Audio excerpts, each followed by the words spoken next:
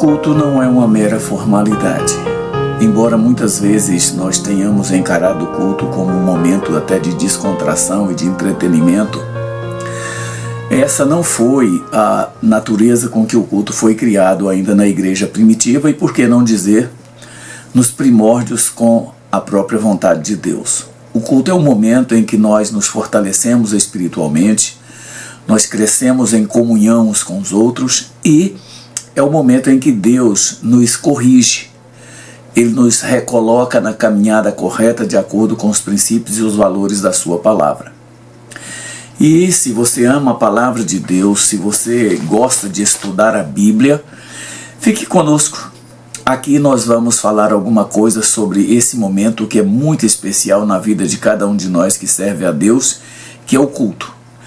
E nós vamos fazer isso com base na lição de número 11 da revista da Escola Bíblica Dominical da editora Betel, que fala sobre a importância de uma vida cristã edificada com base naquilo que nós definimos como culto. O texto bíblico dessa lição está novamente no capítulo 8 de Neemias, mas eu sugiro que você procure mais. Eu creio que se você ler, por exemplo, o livro de Malaquias, que é um livro que fala sobre a natureza do culto que prestamos a Deus, se você ler as cartas paulinas, onde ele fala a respeito de como deve ser o culto, você vai ter um bom material para você refletir a respeito desse assunto, que sem dúvida nenhuma é um dos mais relevantes na vida cristã. E que infelizmente as igrejas modernas têm feito pouco caso e levado mais para o lado do entretenimento, para o lado de oferecer atrações que atraiam as pessoas e não necessariamente que glorifique a Deus como Ele deve ser glorificado em tudo aquilo que nós fazemos para Ele. E o meu objetivo ao gravar esse vídeo é compreender o culto cristão como prática de adoração, edificação espiritual, comunhão dos santos e fortalecimento na nossa vida cristã. Portanto, é isso que nós queremos falar nessa noite a respeito do culto que nós devemos prestar a Deus. Olha, irmãos, nós estamos estudando, como vocês sabem, a história de Neemias, do livro de Neemias e aquilo que ele realizou na edificação, na reedificação dos muros de Jerusalém e da própria cidade de Jerusalém, que estava em ruínas quando ele recebeu a visita de alguém que foi até onde ele estava para dizer que a situação de Jerusalém era caótica. A cidade estava com os muros derrubados, as portas queimadas e a população que habitava ali não tinha o menor ânimo.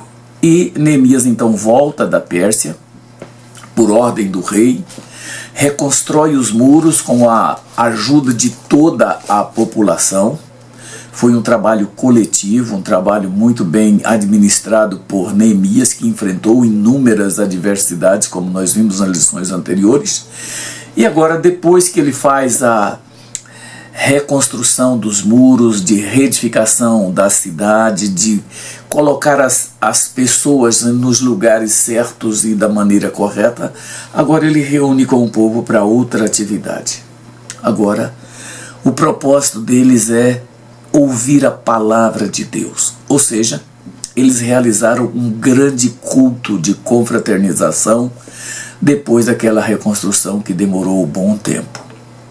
E, amados, a dedicação de Neemias, a dedicação de Esdras na elaboração dos trabalhos, na organização do culto, da maneira como eles fizeram para que as pessoas entendessem o que eles estavam dizendo, até porque depois que voltaram do exílio, os judeus não falavam mais o hebraico ou aquela língua nativa deles.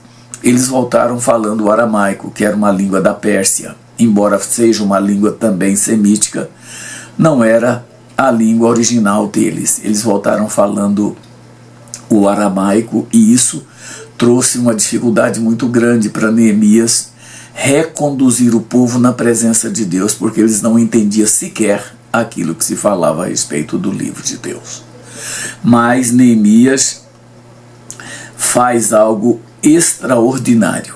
Ele consegue juntar todo mundo e iniciar um processo de reavivamento, de reaproximação das pessoas de Deus para prestarem a Ele o culto verdadeiro, como nós devemos prestar sempre. E o trabalho de Neemias e de Esdras foi um trabalho muito bem sucedido. Foi um trabalho que conseguiu atrair as pessoas e levá-las à reflexão sobre o estado em que elas estavam.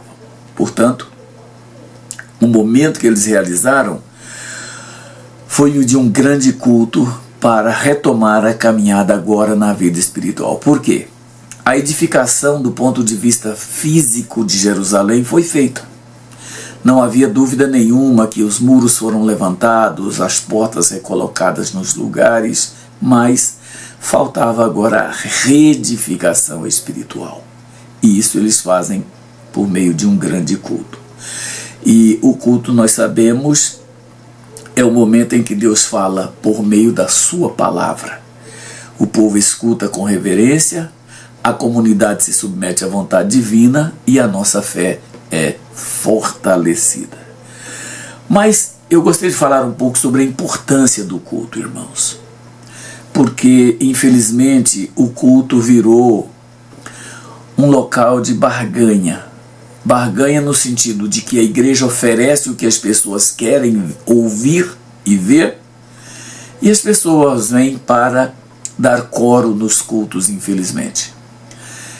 Mas nós precisamos entender o que é o culto bíblico. Qual é a exigência de Deus para que um culto seja considerado um culto verdadeiro? Note, a importância do culto é porque ele nos ajuda a crescer na graça. Isso é verdade. Nos ajuda a crescer na fé. Também é verdade. Fortalece a comunhão entre os irmãos. Também é verdade.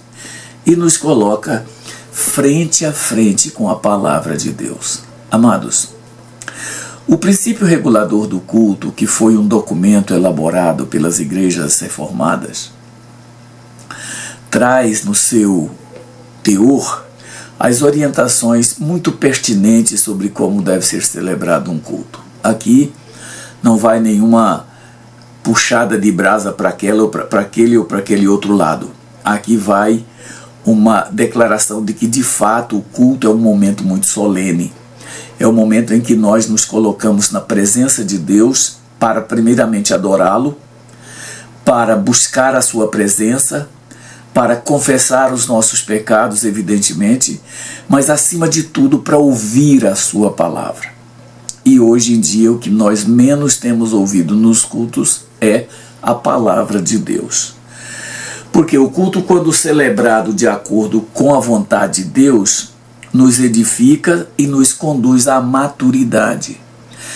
E a Igreja de Cristo nunca esteve em uma fase onde houve tanta imaturidade dentro dela, inclusive nos nossos clérigos, nos nossos líderes, nos nossos obreiros. Pessoas imaturas, pessoas sem equilíbrio emocional, sem domínio próprio, e isso tem sido muito prejudicial ao culto que nós devemos prestar a Deus. Por isso, é interessante que a gente reflita sobre isso. O culto é o local para a manifestação da nossa observância dos princípios bíblicos e nossa adoração e comunhão com Deus, e por que não dizer com o povo de Deus. É o momento em que nós podemos desfrutar de tudo isso. É o momento em que nós aprendemos tudo isso. Portanto, o culto deve ser celebrado sempre colocando Cristo no centro e conter estritamente aquilo que a Escritura nos ordena. E quais são os elementos de um culto segundo a palavra de Deus? Hoje nós temos colocado uma série de acessórios no culto que tem muito mais prejudicado o culto do que ajudado, mas infelizmente é o que dá ibope. Se não for colocadas essas coisas no culto como elemento principal do culto, as pessoas sequer vão às igrejas hoje. Mas os elementos do culto, segundo a vontade de Deus, primeiro é a adoração. O culto não tem outra função importante mais do que a adoração nossa a Deus.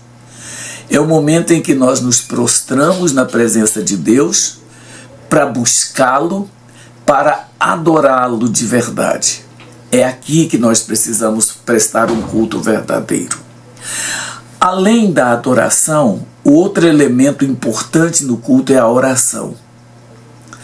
E a oração é algo que nós não temos feito em nossos cultos, irmãos. Por quê? A oração de que a Bíblia trata não é essa oração como nós fazemos no início do culto, fazendo aquela oração inicial, ou eventuais oração que fazemos até com alguns propósitos durante a celebração do culto, ou aquela que nós fazemos quando estamos encerrando. Não é esse tipo de oração que a Bíblia nos recomenda na prestação do culto.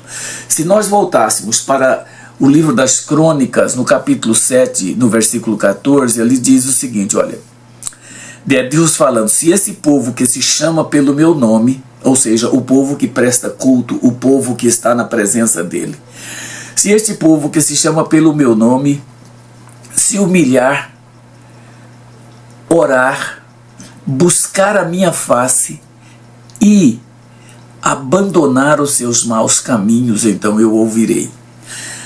E tudo isso, irmãos, nós devemos fazer por meio da oração. Nós devemos buscar a Deus de forma muito mais intensa. Talvez o modelo que nós deveríamos adotar seja aquele que nós adotamos em geral nos cultos de oração. Quando nos ajoelhamos e oramos por alguns minutos. Todos os nossos cultos deveriam ser marcados por orações dessa natureza. Mas essa não é uma prática dos nossos cultos. Nossos cultos, eles começam geralmente com uma programação para entretenimento, que nós ingenuamente chamamos de período de louvor, que não passa de um período de cânticos, de melodias muitas vezes de qualidade duvidosa. Mas são coisas que atraem as pessoas e por isso precisam ser colocadas na programação e às vezes até como prioridade na programação. Há muitos cultos em que a parte musical, por exemplo, a de cânticos, ocupa um tempo muito maior do que o tempo dedicado à palavra, à pregação. E isso é, sem dúvida nenhuma, uma contradição para o que devemos fazer durante o culto. Portanto, o primeiro elemento do culto é a adoração. O segundo é a oração. O terceiro momento são os cânticos, mas cânticos congregacionais. Não são cânticos que nós chamamos de solos. Não são cânticos oferecidos por um grupo de pessoas que vão ali na frente e cantam sem estar sendo acompanhada pela maioria da igreja. Os cânticos a que devemos prestar na hora do culto são cânticos congregacionais, onde todos devem participar, e não apenas alguns, todos devem participar.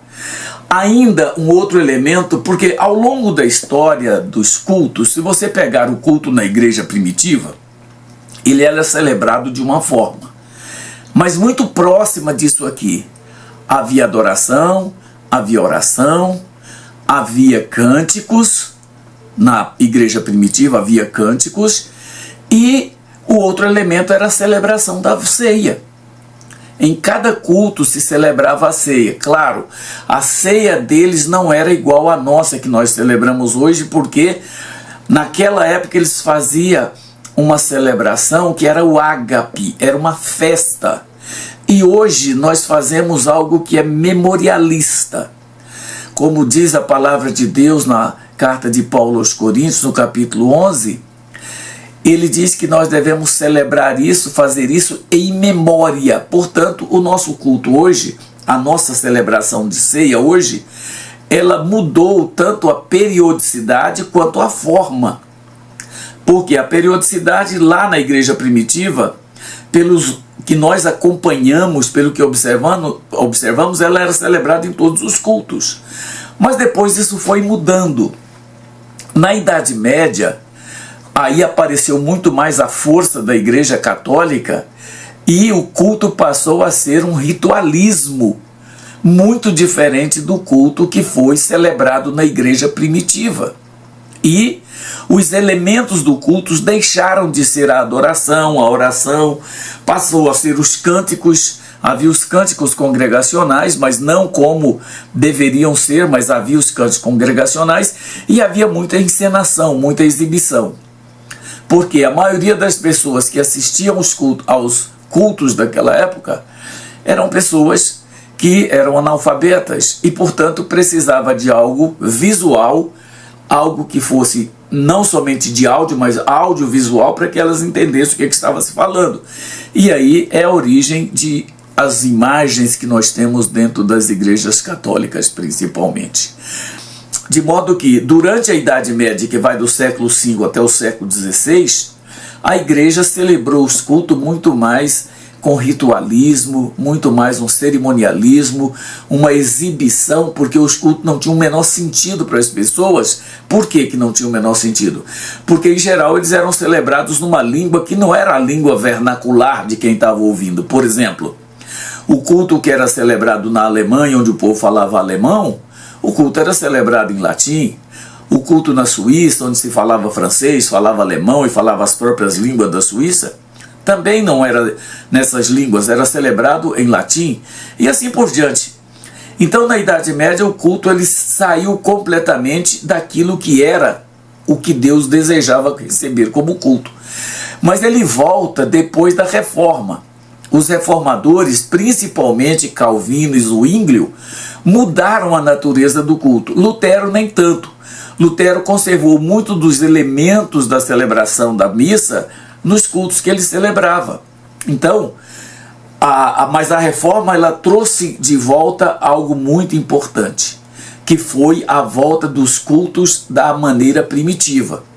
E isso vem perdurando, só que agora, a partir dos últimos anos, últimos 30 anos, por exemplo, a igreja mudou quase que completamente o culto que ela celebrava. O culto deixou de ser aquele momento de adoração, de louvor, de cânticos congregacionais e passou a ser momentos de exibição, momentos de apresentação de acessórios no culto para entreter as pessoas. E tem ainda um outro elemento que nós utilizamos ainda hoje, e esse sim nós estamos dando muita ênfase, que é o ofertório.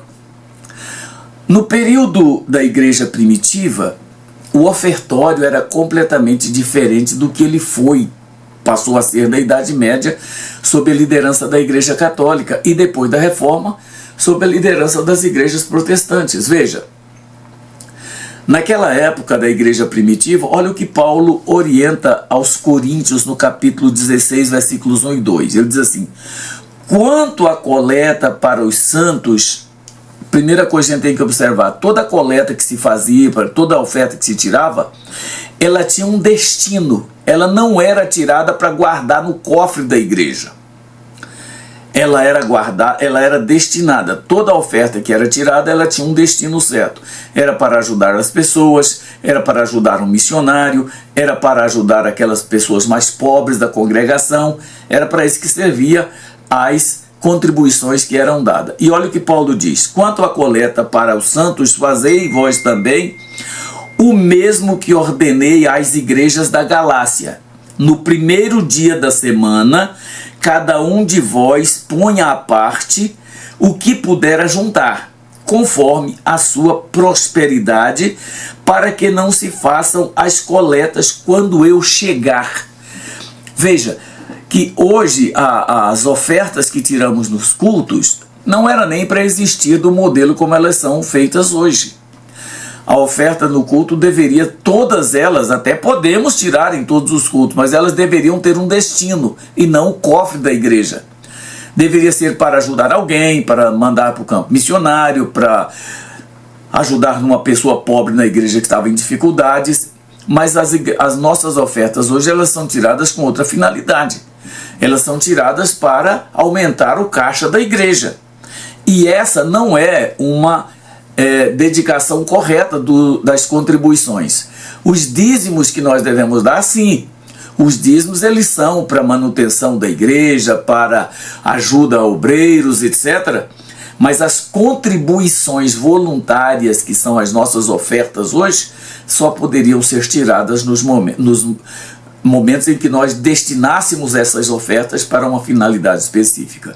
Mas, infelizmente, hoje tem momentos em alguns cultos que se investe um percentual de hora muito grande, talvez 15 a 20 minutos de um culto de 2 horas só para tirar a oferta. Isso é um erro absurdo.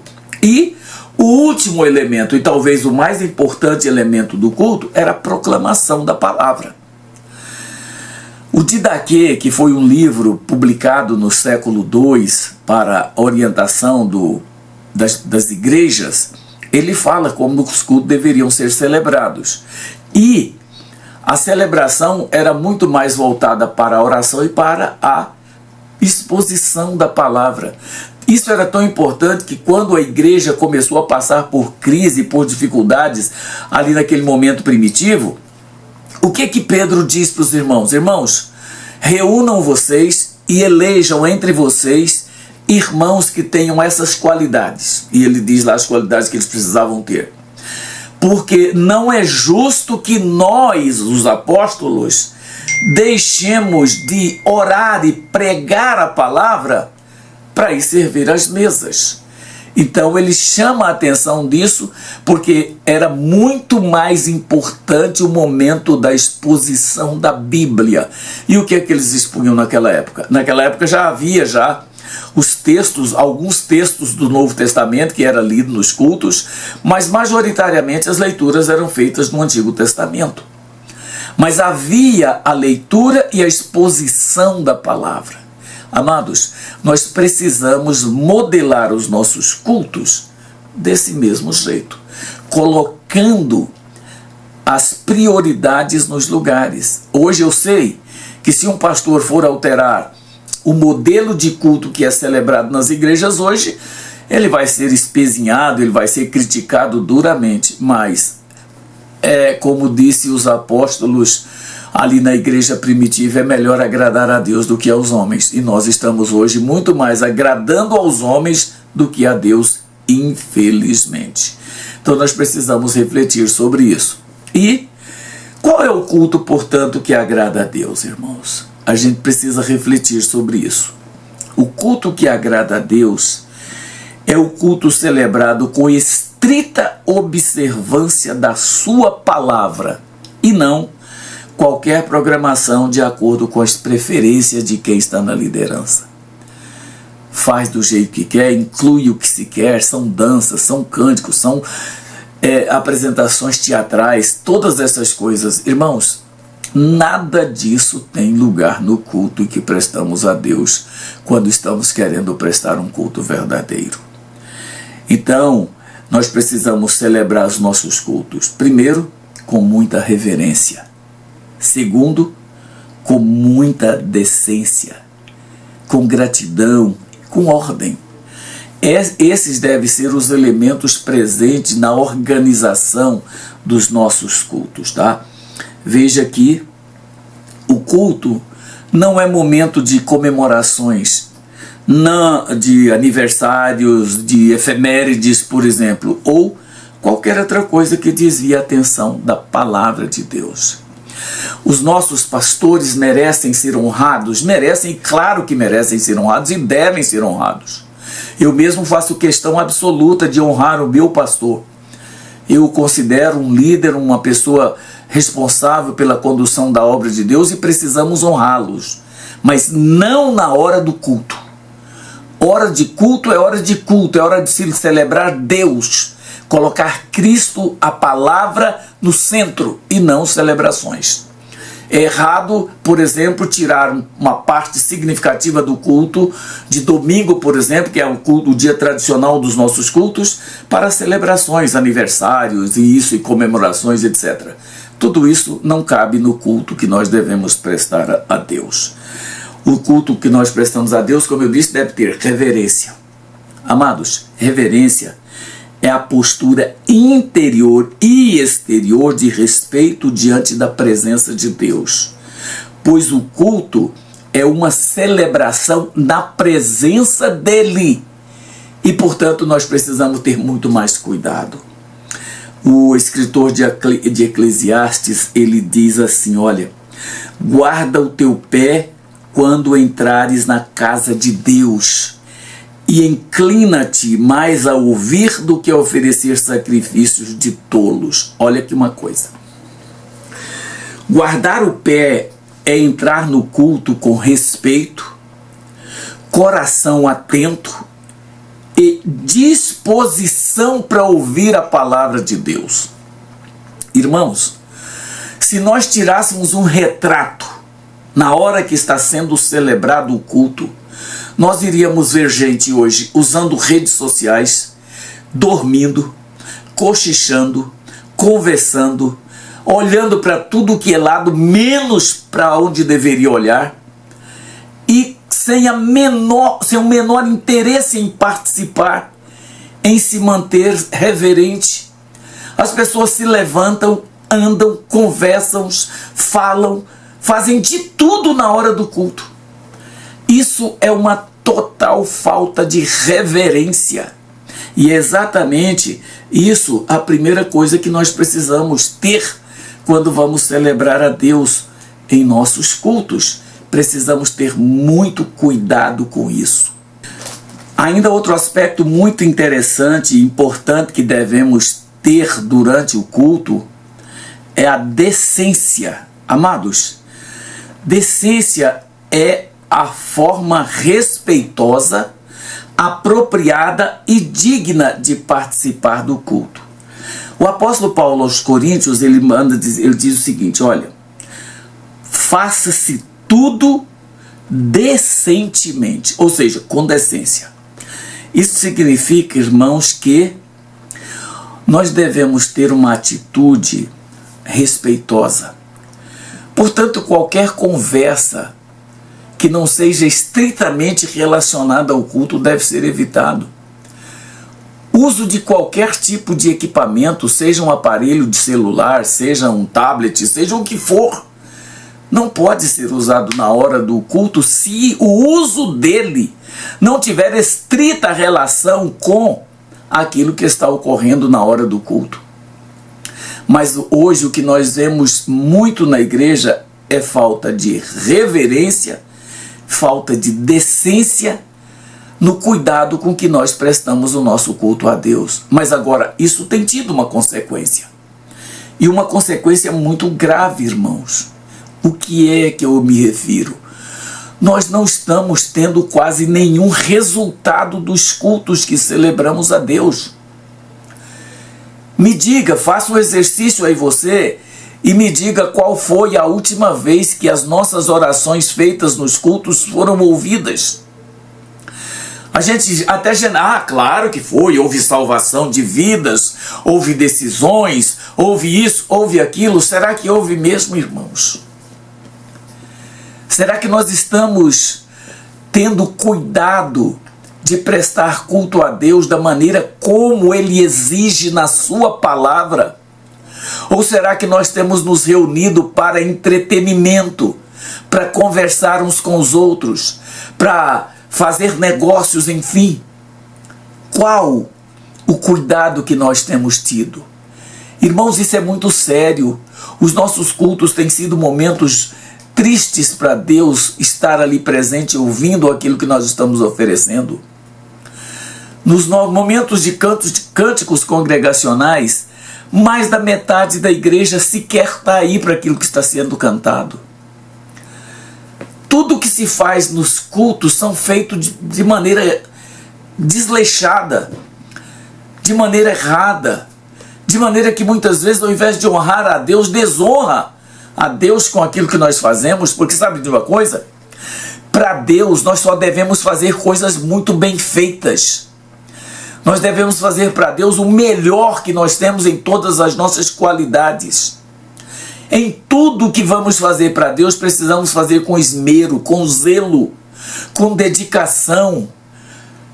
E ainda assim as Escrituras dizem que quando nós fazemos aquilo que nos foi mandado, somos tidos como servos inúteis. Então imagine, irmãos, qual está a nossa situação hoje diante de Deus, com o nosso comportamento do jeito que estamos nos comportando, com os cultos que estamos celebrando a Deus, com as mensagens feitas pela metade, Uma mensagem que deveria demorar 50, 60 minutos, ela é feita em 10, 15 minutos. E muitas vezes as pessoas ainda reclamam. Amados, nós precisamos rever e rever com urgência aquilo que fazemos para prestar culto a Deus. O outro elemento importante no culto é a ordem.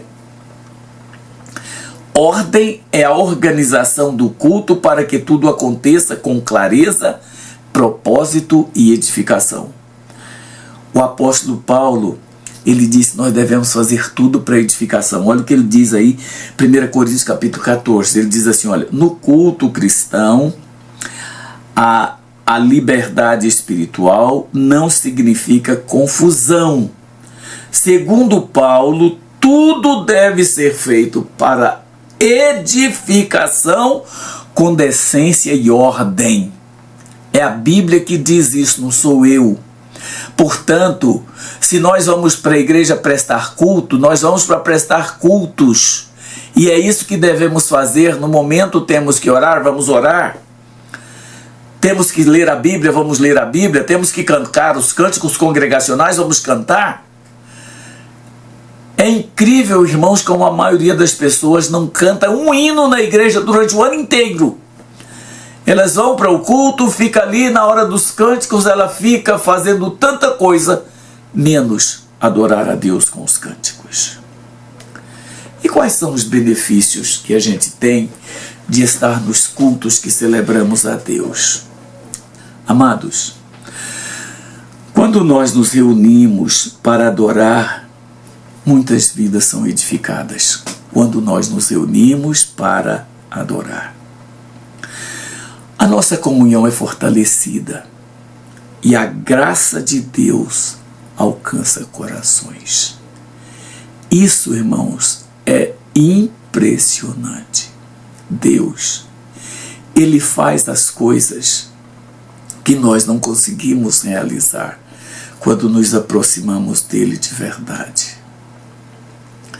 O culto promove despertamento e fortalecimento espiritual. Então, só isso já era motivo mais que suficiente para eu estar em todos os cultos. E hoje, qualquer motivo é motivo para alguém não ir para o culto. Desde assistir a um filme, ir na casa de alguém para visitar, assistir uma partida de futebol, assistir a um capítulo de novela, ou simplesmente porque está cansado. Eu estou cansado, hoje eu não vou ao culto. E pasmem, até ir para a academia já se tornou mais importante para algumas pessoas do que estar em culto. Isto é terrível, irmãos. O culto fortalece a comunhão e abre oportunidades para evangelização. Irmãos, há quanto tempo nas nossas igrejas, eu não estou falando da igreja que eu congrego só, eu estou falando de todas, há quanto tempo nas nossas igrejas não vemos conversões de verdade?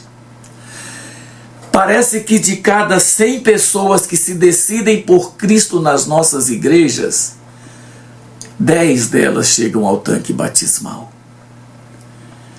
Nós temos batizado pessoas na igreja? Temos. Mas a maioria das pessoas que nós batizamos na igreja hoje são de adolescentes.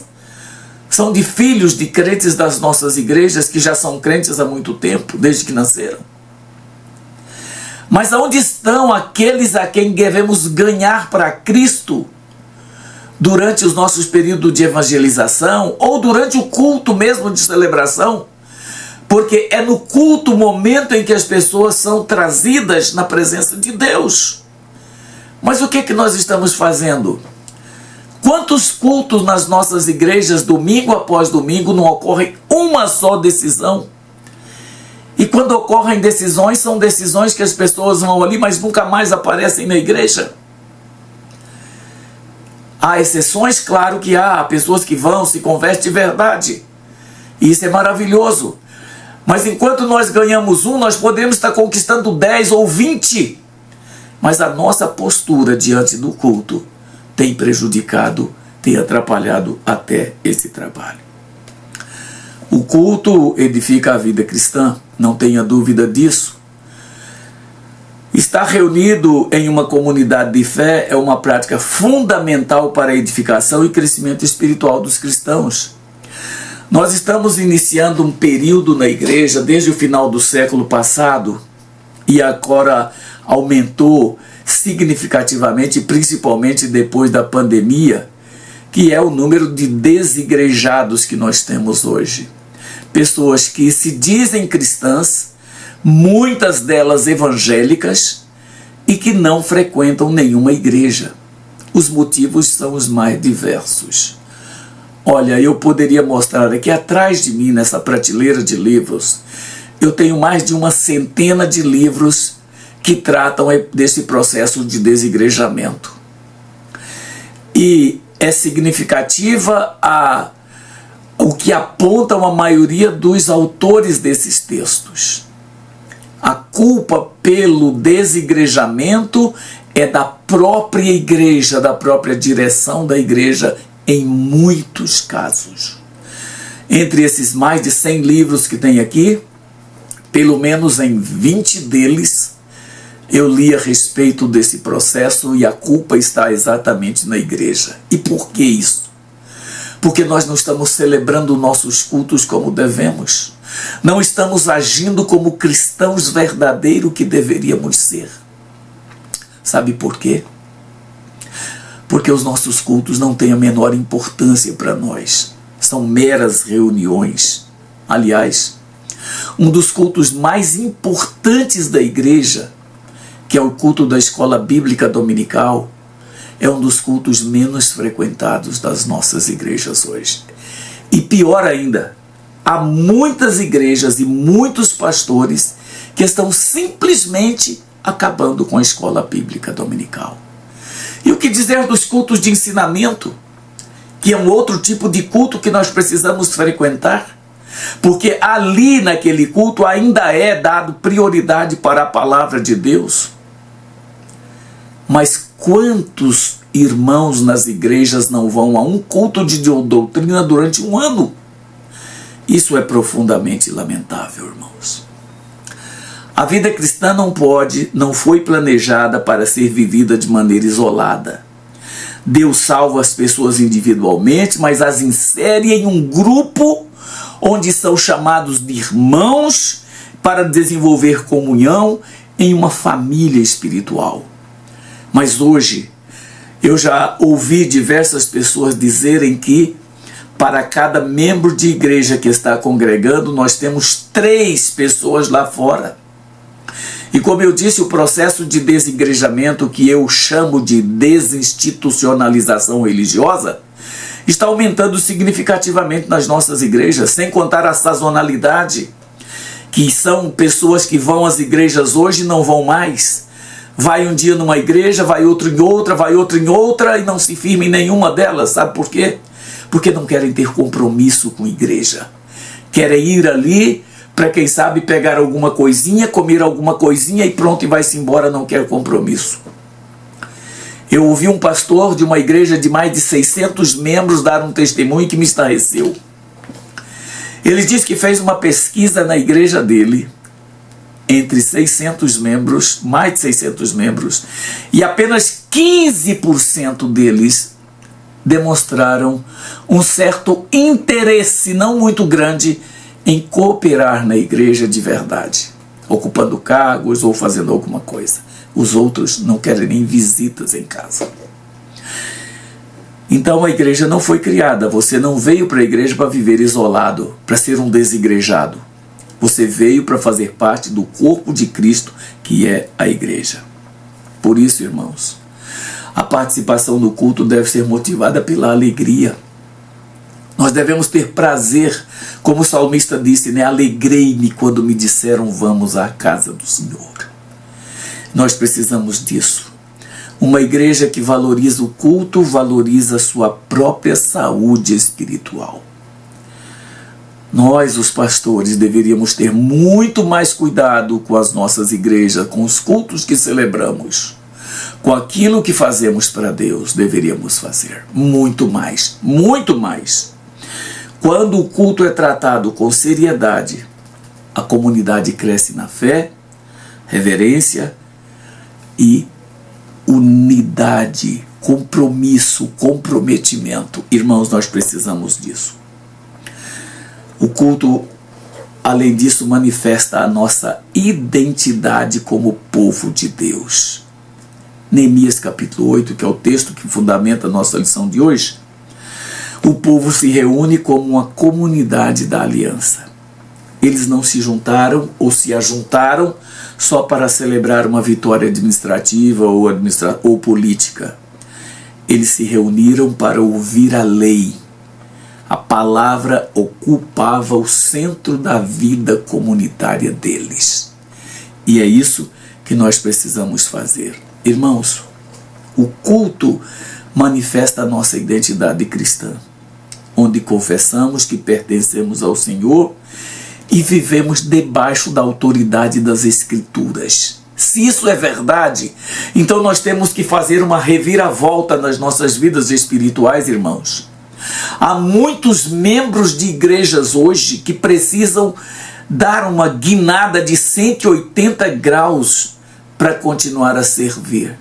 Como diz um amigo meu, tem membros da igreja que, se aceitasse Jesus, teria que passar pelo discipulado muitas vezes para que pudesse continuar como servo de Deus. É lamentável isso. Sabe, irmãos, o nosso culto é resposta da nossa obediência àquilo que a palavra nos ordena. Ou prestamos um culto verdadeiro a Deus, ou não prestamos. Lendo o profeta Malaquias, irmãos, que é o livro talvez mais importante do Antigo Testamento, que faz a transição para o Novo Testamento. Irmãos, Malaquias, ele adverte os sacerdotes, ele adverte o povo que Deus estava enojado do culto que eles prestavam e que Deus iria rejeitá-los para sempre. Que Deus iria remover o sacerdócio de Israel por conta do culto que eles celebravam com o pouco caso que celebravam. E sabe o que acontece? Isso acontece no ano 500 e pouco antes de Cristo. E eles vêm. E durante aquele período que chamamos de interbíblico, que vai de Malaquias até chegar no nascimento de João Batista, esse período, irmãos, foi um dos períodos mais amargos da história da igreja, da história do povo de Deus. Falar igreja no Antigo Testamento parece ser um anacronismo, mas não é. Porque aquele povo servia a Deus da mesma forma que nós também precisamos servir hoje. Mas o que acontece? Eles viviam de qualquer jeito, faziam as coisas de qualquer jeito, e o resultado, sabe o que foi? Deus os rejeitou para sempre. Quando os romanos, no ano 70, sob a liderança do general Tito, arrasa Jerusalém, destrói o templo completamente. Irmãos, quando aquilo acontece no ano 70, é o limite, é o fim do sacerdócio entre os judeus. Nunca mais houve quem fosse sacerdote e celebrasse como deveria celebrar. Por que isso acontece? Por causa da irreverência, da falta de decência, da falta de ordem. Os cultos eram celebrados de qualquer jeito. O mesmo Jesus um dia pegou um azorrague e na porta do templo expulsou os cambistas que estavam ali fazendo da casa de Deus uma casa de comércio. Era legítimo o que eles iriam fazer, que era trocar o dinheiro do povo por moedas que era para ser entregue no templo? Era, mas não da forma como faziam. E por isso foram rejeitados. Amados, Deus requer reverência, gratidão, ordem e sinceridade. Quando cultuamos Deus assim, Ele nos edifica, preserva a nossa fé, fortalece a comunhão e reacende a nossa esperança. Amados, nós não podemos esquecer isso. Na congregação, os dons servem ao corpo. A palavra orienta a vida. A oração sustenta a caminhada e vidas podem ser alcançadas por Cristo. E esse vídeo já está ficando longo e eu quero parar por aqui. Gostaria de continuar falando, irmãos, porque tem tanta coisa que precisamos corrigir no culto. Mas eu não quero cansá-los com um vídeo muito longo. Eu vou apenas citar aqui algumas aplicações que eu gostaria que você atentasse. Primeira, valorize o culto como prioridade espiritual na sua vida. O culto não deve ocupar apenas um espaço que sobra na nossa agenda. Ele precisa ser tratado como prioridade na vida cristã. Entende isso? E outra coisa, nós precisamos aprender a chegar no culto na hora. E sabe o que significa você ser pontual para ir para um culto? É você chegar antes da hora que ele começa. Pelo menos 5, 10 minutos antes do culto é o momento que devemos chegar na igreja. E não depois que já começou, que já cantaram os hinos congregacionais e tudo mais. Segunda, participe do culto com reverência e atenção. Neemias nos mostra, irmãos, um povo atento à palavra. E isso nos ensina que não basta estar no culto, é necessário participar com o coração, com a alma, com a vida. Sabe, eu quero sugerir para você, esteja no culto, mas esteja por inteiro, e não só de corpo presente. Esteja ali com a alma, com a vida, com tudo. Evite distrações desnecessárias. Celular. Se você não tem controle para mexer no seu celular a qualquer hora, não leve o seu celular para o púlpito. Deixe ele dentro do carro, deixe em sua casa, mas não leve. Se você não tem controle sobre isso. Se você tem que estar toda hora olhando, não leve. Ouça a palavra com atenção e participe de modo que a sua presença edifique e não apenas ocupe um lugar no templo. Pensa nisso. 3. Lembre-se, o culto não é lugar para entretenimento, mas de crescimento espiritual. E quem faz isso não é só a liderança. Quem faz isso somos nós que estamos assistindo ao culto. Porque nós devemos assistir ao culto como quem dá assistência e não quem está vendo. Não é? Porque o verbo assistir na língua portuguesa, ele tem mais de um sentido. Um deles é você dar assistência. E o outro é de você só olhar. Assistir, como você assiste uma partida de futebol, como você assiste a um filme. Agora, assistir no sentido de dar assistência é você participar, é você se envolver, é você fazer as coisas. Então aprenda isso. Não vá ao culto como um consumidor religioso, que vai lá pegar um produto que você quer.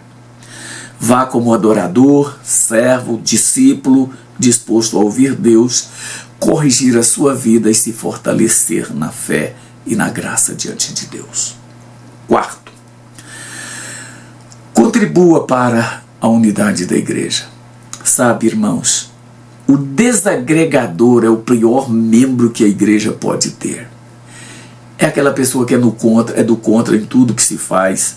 Ele não ajuda, ele não contribui financeiramente, ele critica todo mundo, ele faz uma bagunça na casa de Deus. Esse tipo de pessoa precisa mudar. Não é sair da igreja, mas você precisa mudar. Paulo ensina que tudo deve ser feito para edificação. E isso significa que cada crente deve participar do culto com responsabilidade espiritual. Seja um agente de edificação no culto. Sirva com humildade, preserve a unidade, encoraje os irmãos, contribua para que Cristo seja glorificado e adorado dentro da igreja. Não faça outra coisa para atrapalhar. E leve o culto para a vida. Sabe o que significa isso? O nosso culto não pode terminar na igreja no domingo à noite, ou na terça, ou na quinta à noite. O culto deve continuar conosco em casa, no trabalho, na rua, em qualquer lugar. E olha, se a gente não fizer isso, a possibilidade que temos de perder a paciência, perder o domínio próprio, perder o controle, falar bobagens, fazer bobagens é muito grande. Nós precisamos ter cuidado com isso, irmãos. Saia do culto todas as vezes decidido a praticar a palavra, corrigir suas atitudes, fortalecer sua comunhão com Deus e principalmente testemunhar de Cristo com a vida e não com a boca. Sabe, irmãos, eu queria encerrar esse vídeo com uma frase que eu achei interessante. Cultuar não é apenas estar no templo. Pensa nisso. É colocar a vida diante de Deus para ser edificada por sua palavra, fortalecida pela comunhão e conduzida pela graça. Que o Senhor te abençoe. Até o nosso próximo encontro, se Deus permitir.